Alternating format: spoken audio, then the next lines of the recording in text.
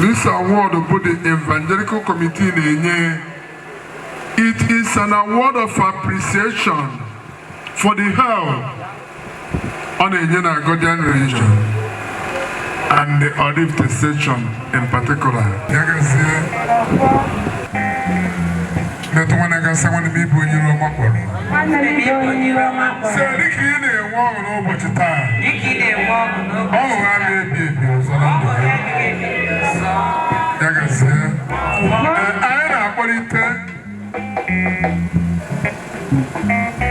Ogbuefi Eze-Ana Ugochi tubelu. Na-akụrụchiri ka ọ na-ejere ozi aka. Na-akụrụchiri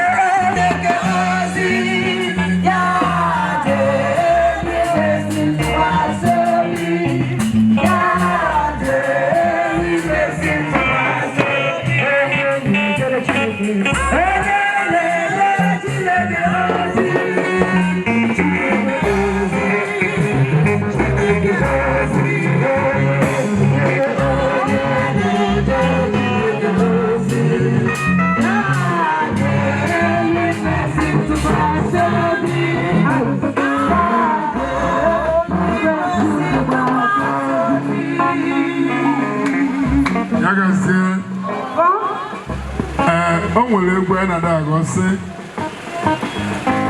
na Chineke gọziri ise n'afọ nne m ọgwụ eziokwu ime nwanne anyị nwoke anya ịbụna mgbe Chineke kerie o wepụtara ya oge dị iche. Hello,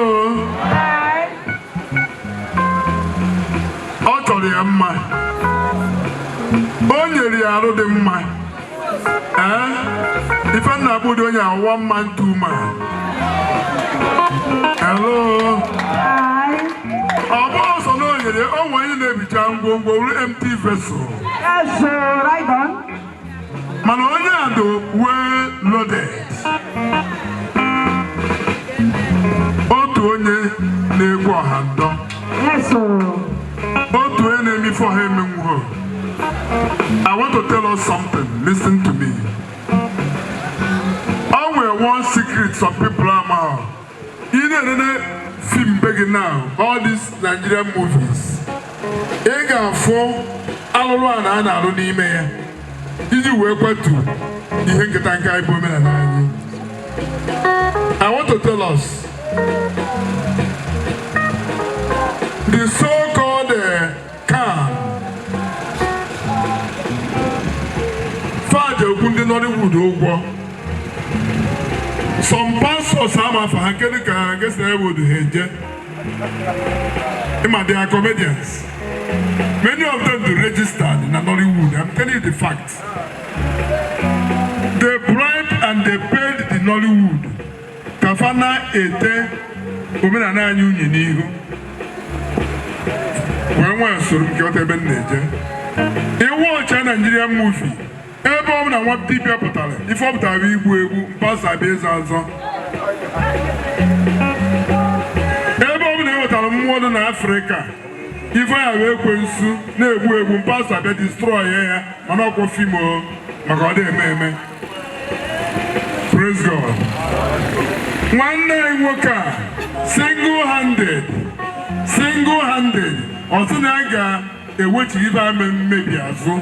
Owelo eba na anti-film n'ọzọ na ọdịka. Even about film village. Ọrụ ya na Oraifite. Wee jekwa ndị Nollywood ka Fabia atụwa film na ka enweke promote omenala anyị. Mfasa na fa ama eme kente nke ọma. Na fa ya eme na o nwere nnukwu ụgwọ akwụrụ fa. They gave him some of the name of the people kwụrụ ya ụgwọ ụgwọ ka fa wee na-emebi omenala. Onye a na-ebe a wee sị ya onye akwụọ n'ụlọ m ga-akwụ nke karịrị ya.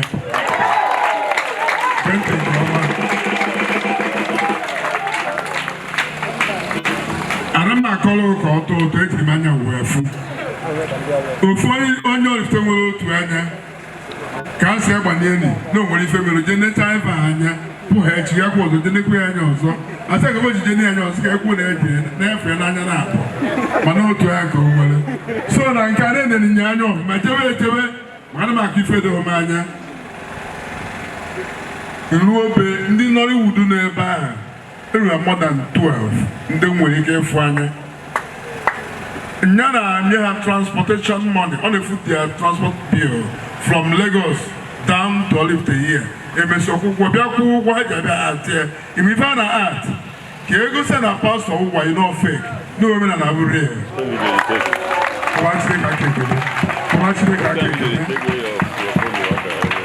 achọghị m ịkọcha ife ọ na-eme ka anyị enweghị ụgwọ onye nwe ụgwọ Chineke mana eji m ọnụ ndị nchụaja niile ike nke otite mmanụ na ike nke ọfọ na ogu ike nke ndị enu na ala ike nke ndị ichie ike nke ohu mmụọ na anụmanụ kpụrụkpụrụ ike nke ofe ọfọ niile ike nke ọfọ ọbara wee na-asị na ogologo ndụ ga-abụ nke ya arụ ike ọma ga-abụ nke ya ihe akụ akụ ihe enwebe ga-abụ nke ya ọ na-ewepụ ọ na-anọchi ifetu eji wee gbuo egbu eze kere ka o gburu ebe ọba amamife a sị m na otu akwe ka ọ ya do na-eke n'orie n'afọ na nkwọ natural rumors na-anọ ajọ mmụọ ama emebi ya ajọ mmadụ ama emebi ya ejere ya bụrụ ya isi ije ọ ga-ejere n'alụ mbọsị na ụkwụ ya pụ ya ama ọzọkọ ya eme eme onwe ị ka na-eme mpụta aka na-egbu ọnwa hello ife ya abụba anyanwụ na-eti eti onye ọma bịakwute gị gwọọ ya ọrịa ọnọdụ ya dị mma dịka anyanwụ na-alụ mana onye ọjọọ bụ ile gbuwe n'ọkụ ya gazie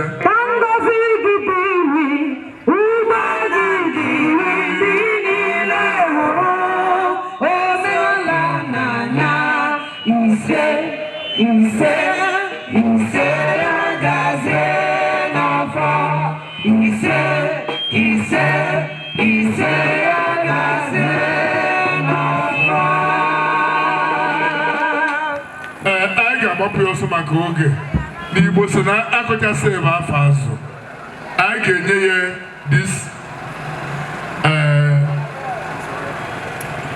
ihe nzere nke nnabata na onye enyemaka niile nke ọ na-enye n'ọdịnala na ofe nsọ anyị bụ Godin religion.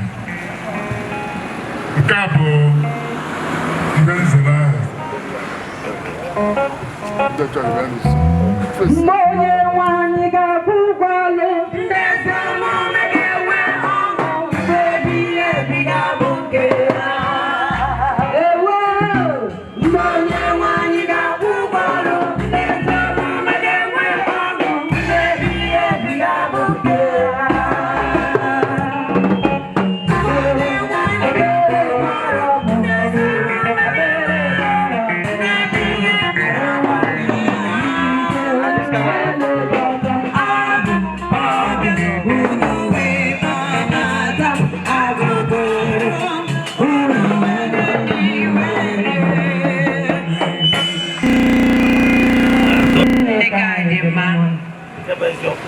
eziokwu na ndị ma mma na okwu na-apịa m ahụ mana mma akụ ha mara isi ntụ nke bụ eziokwu bụ na obi m bụ aṅụrị na ihe m fụrụ na tata wee na-asị na ndị evangelical committee ha na-anwa nke mbụgolo bụ na iji kwado ha n'ọrụ ha na-alụ ọ bụrụ na esendere m aka nọmba ha tata mma akwụnyere ha 100,000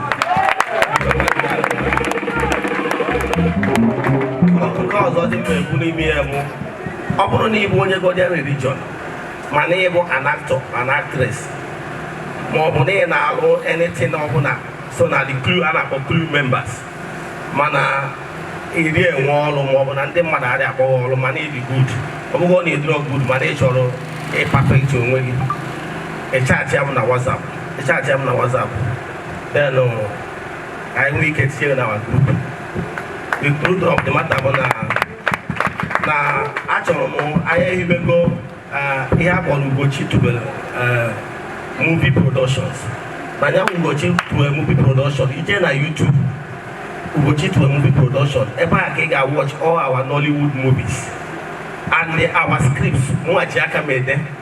I'm a script writer and a producer, and again I'm a movie director. Ihe mere n'obu na mgbe ha bịaziri mfu ka ihe si aga jizi aka m banyere ha that I go register as a registered Nollywood director and a producer. So jizi aka m na-eme ihe niile dị na ya. Then nwezie ndị anyị wesịrị n'ọrụ ụzọ dị iche iche na-alụ ọrụ. Mana ka kamera anyị for one of the camera anyị ji alụ ọrụ na Nollywood.